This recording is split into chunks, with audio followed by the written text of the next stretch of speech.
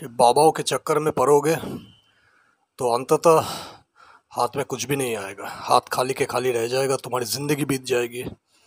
आखिरकार तुम एक व्यर्थ जीवन हाथ में लेके इस दुनिया से चले जाओगे।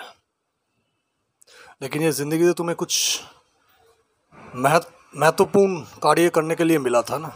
ज़िंदगी को जान के, ज़िंदगी के पार जो खूबसूरती है, जो परम अवस्था है, जो ज़िंदगी के भीतर रह के इसको समझना था। Spirituality is about understanding that which is. जो है उसको बिल्कुल जो का त्यों वैसे ही उसको ग्रहण करो, उसके साथ जियो, उसको समझो, अपने दिमाग को लगाओ।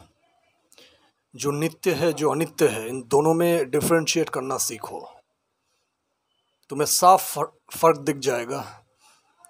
वो जो बदलता नहीं है, जो हर अवस्था में मौजूद है, वो साक्षी भाव, वो साक्षीपन, तुम्हारा जो तुम्हारे भीतर जो साक्षी है, जो विटनेस है, एवर प्रेजेंस, वो तुम्हारी सच्चाई है। लेकिन उस तक तुम्हें पहुंचने ही नहीं दिया जाता। कोई एक काल्पनिक भगवान थोप दिया जाता है तुम्हारे ऊपर। उस भगवान को खुश करने या दुखी करने के चक्कर में भगवान रुष्ट ना हो जाए, भगवान मेरे ऊपर गुस्सा ना हो जाए, और भगवान को कैसे खुश रखूं ताकि मैं खुश रहूं, एक लालच के बेस पे पूरा खेल चलता रहता है। मंदिर और शिवालय, जितने भी धर्म स्थल है, वहाँ पे जाओगे, वहाँ पे व्यापार चल रहा है, खुला व्यापार चल रहा है। हर धर्म में खुला व्यापार चालू है धर्म के नाम पे। जितना व्यापार धर्म के नाम पे चलता है, उतना तो शायद व्यापारी लोग भी व्यापार नहीं करते होंगे। जितना तुम्हारे महंत बाबा लोग, गुरु लोग तुम्हें बेवकूफ़ बना के जितना ऐंठ लेते हैं, तुम्हारा जेब काट लेते हैं, तुमको पता चले बिना। तुम्हें लगता है तुमने बहुत कुछ हासिल कर लिया। कुछ हासिल करने को है ही नहीं। तुम्हें तो यही समझाना चाहता हूँ मैं शुरू से ही, क्योंकि तुमने कुछ खोया ही नहीं। तुम्हारा फंडामेंटली वो सच्चाई है, वो परम सत्य तुम्हारे भीतर ही है। तुमने उसको कभी खोया ही नहीं था, तो पाओगे क्या? पाने की ये बेवकूफ़ी, पाने की जो ये एक मिसकंसेप्शन है, इसको दूर कर दो। पाने और खोने के ऊपर जाओ। सच्चाई हमेशा तुम्हारे साथ ही है। तुम पूरी दुनिया का वेल्थ भी अगर तुम्हें मिल जाए तो अंत होगा तो तुम्हें सब कुछ छोड़ना ही पड़ेगा। एक ना एक दिन तो सब कुछ छोड़ के जाना ही पड़ता है। तो तुमने पाया क्या और खोया क्या? ये बात तुम्हारी समझ में की सीधी और साफ बात तुम्हारे समझ में क्यों नहीं आती? क्योंकि तुम्हें समझाने वाला ना तो कोई है, और ना तुम खुद से समझना चाहते हो। इतने इंटेलेक्चुअल तो तुम हो नहीं, क्योंकि तुम्हें लॉन्ग रन में एक लंबे पीरियड से तुम्हें बेवकूफ़ बनाया गया है, बेवकूफ़ बना के रखा गया है तुम्हें। और वही बेवकूफ़ी को तुम दौड़ाते चले जाते हो। तुम खुद से इंक्वायरी भी नहीं करते, खुद से पूछते भी नहीं, खुद से टटोलते भी नहीं, तुम जागते भी नहीं, तुम अपने आप में जाके झांकते भी नहीं कि सही मायने में स्पिरिचुअलिटी है क्या। कि क्या मैं जो प्रैक्टिस वगैरह कर रहा हूँ, क्या वो पागलपन तो नहीं है? स्पिरिचुअलिटी के नाम से कुछ और ही तो परोसा नहीं जा रहा है मुझे तो कुछ और ही खिलाया नहीं जा रहा है धर्म के नाम पे, स्पिरिचुअलिटी के नाम पे, अध्यात्म या योग, मेडिटेशन, इन सब चीज़ों के चक्कर में, या मोक्ष दिलाने के चक्कर में। कुछ और ही तो नहीं, मैं बेवकूफ़ तो नहीं बन। एक तरह से तुम्हारा मोक्ष, तुम्हारा धर्म, अध्यात्म, स्पिरिचुअलिटी, फुटबॉल खेलना या मूवी देखना या एंटरटेन होना, सर्कस में जाना, इससे अलग क्या है? वहाँ पे भी तुम मेंटली एंटरटेन होते हो, यहाँ पे भी तुम मेंटली एंटरटेन हो रहे हो। दोनों तो एक ही पेज पे आके खड़ा हो गया ना। असली बात है मेंटल एंटरटेनमेंट, वो भरपूर मिलता है तुम्हें, ये तो तय है, ये तो मुझे पता ही है। वो तो तुम्हें भरपूर मिलता है। कुछ देर के लिए मानसिक शांति, लेकिन कुछ देर के लिए ही क्यों? जिंदगी भर के लिए क्यों नहीं? उस मानसिक शांति को हमेशा हमेशा के लिए अपने आप में ठहरा दो ना, और यूं कहूँ कि उसमें ठहर जाओ।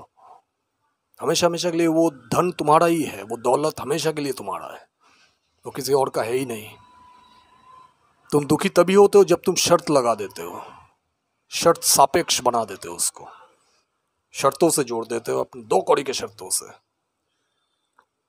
और जिंदगी शर्तों से परे है, बेशर्त है। और जीता वही है, खुश हमेशा खुश वही रहता है जो बेशर्त जीता है। तो दुख में भी सुखी रहता है, सुख में तो सुखी रहता ही है। तो तुम उस अवस्था को तुम भी प्राप्त कर लो, क्योंकि ये तुम्हारी अवस्था है, तुम्हारी जिंदगी की रियलिटी है वो। तुम उस अवस्था को, उस शांति को क्यों नहीं पा सकते? और पाना भी नहीं, वो तुम्हारा स्वभाव है। तुम्हारे ऊपर से तुम्हारा मन एक तरह से उबलते हुए खौलते हुए पानी की तरह ये उबल रहा है, इसलिए तुम उस ठहराव को, उसके भीतर जो शांति मौजूद है उस तक तुम पहुंच नहीं पाते। उस खौलते हुए मन को एक बार शांत करा लो, और ये उसको समझ के उसके साथ ठहर के ही हो सकता है। इसी को मेडिटेशन बोलते हैं, ठहराव को। पालथी मार के बैठ जाना, आंखें बंद करके किसी एक चीज पे ध्यान टिका देना, उसको मेडिटेशन नहीं कहते। वो भी एक प्रैक्टिस ही हो गया ना, मेंटल प्रैक्टिस हो गया घुमा फिरा के। क्योंकि माइंड अभी भी जिंदा है, माइंड अभी भी काम कर रहा है। माइंड तो काम करेगा ही, लेकिन तुम मन से परे हो, तुम मन को भी देखने वाले हो, तुम दृष्टा मात्र हो। मन के कार्य को, फिजिकल काम को, पूरी दुनिया को, पूरे ब्रह्मांड को कौन देख रहा है? ये सवाल पूछो खुद से। उतरो इसमें, झांको इसमें, टटोलो इसको। ये सब बातें तुम्हें कोई सिखाएगा नहीं, तुम्हें खुद से ही टटोलना होगा। मैं थोड़ा बहुत मदद कर दूंगा तुम्हारी, लेकिन प्रैक्टिस तुम्ही को करना है। अगर इसे प्रैक्टिस के नाम पे अगर तुम वो नाम देना चाहते हो तो हालांकि ये अवेयरनेस कोई प्रैक्टिस नहीं है। तुम सजग हो, तुम चैतन्य हो, ये कोई प्रैक्टिस थोड़ी ना है, ये तुम्हारा स्वभाव है। और इस अवेयरनेस के दायरे में ही सब कुछ होता है। ये सीधा साधा एक सच्चाई है, एक साफ रियलिटी है। प्रैक्टिस यानी दोहराना किसी चीज को, किसी मिथ्या को सत्य मान के, वो प्रैक्टिस है। ये प्रैक्टिस नहीं है। तो पागलपन से उभरो और सच्चाई में ठहरो। यही स्पिरिचुअलिटी है। स्पिरिचुअलिटी नहीं यानी reality, accepting and being with the reality just the way reality is, वो स्पिरिचुअलिटी है, real spirituality. Step by step आगे बढ़ो, कोई जल्दी नहीं है। जिंदगी कहीं भागी नहीं जा रही है, और कुछ पाना भी नहीं है, खोना भी नहीं है, तो फिर चिंता किस बात की?